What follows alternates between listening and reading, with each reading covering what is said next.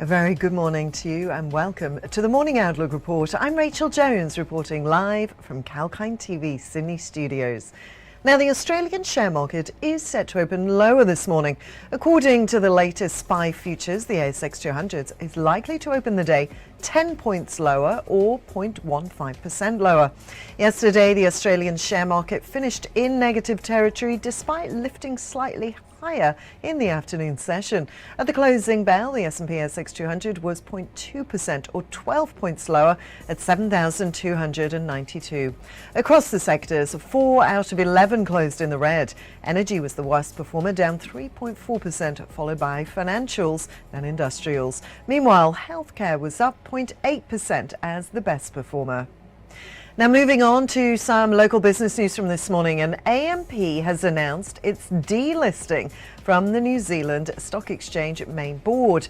They will move to a sole listing on the Australian Securities Exchange in February 2022 and accordingly delist from the New Zealand Exchange. The delisting will support the simplification of AMP's shareholder administration ahead of the planned demerger of its private markets business in the first half of 2022.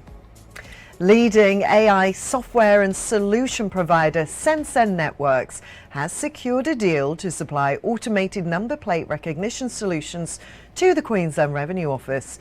Starting in January 2022, SenSen will earn a minimum of $192,000 over the initial 3-year period, deploying its mobile automatic number plate recognition units. SenSen will earn upfront revenue and annual recurring revenues and fees for the software license and support services under the terms of the contract.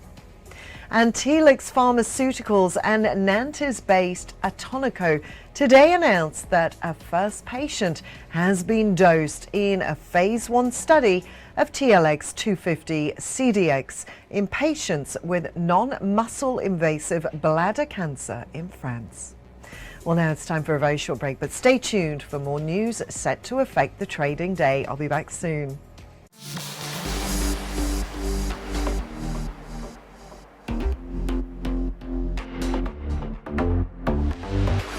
Hi, I'm Sage, and get ready to take the crypto ride with me on Kalkine TV. Watch the crypto buzz every Tuesday and join the excitement at Kalkine TV. From Bitcoins to NFTs to Dogecoin and DeFi, we have updates about everything around these digital currencies. Understand the investing rationale and the risks involved in the space with me, Sage, on Crypto Buzz. Keep watching Kalkine TV.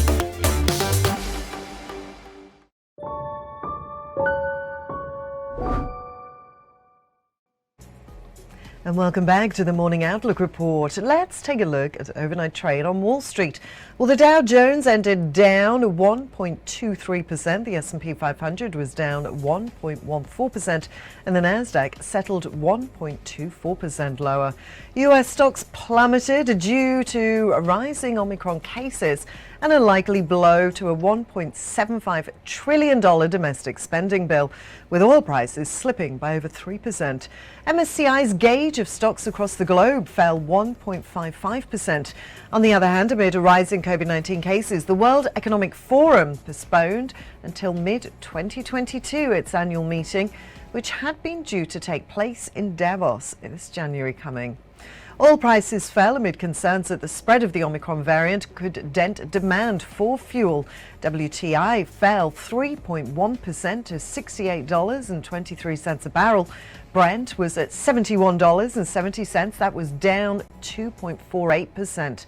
Gold eased into a tight, choppy range, and that's as investors are trying to gauge the impact of soaring Omicron coronavirus cases and also the rising inflation on the Federal Reserve's monetary tightening plans, while squaring positions heading into the year end. US gold futures fell 0.6% to $1,793 an ounce. Meanwhile, Singapore iron ore futures rose for a third straight session yesterday. That was buoyed by renewed optimism over demand for the steelmaking ingredient in the short term, as signs emerged that top steel producer China is back to ramping up output this month. Iron ore's most active January contract on the Singapore exchange rose as much as 6.7% to $127.95 a tonne, and that is its highest since the 12th of October. Well, that's all for our Morning Outlook report here on Kalkine TV. Have a great day trading and stay tuned for more market updates and economic news live throughout the day. This is Rachel signing off for now.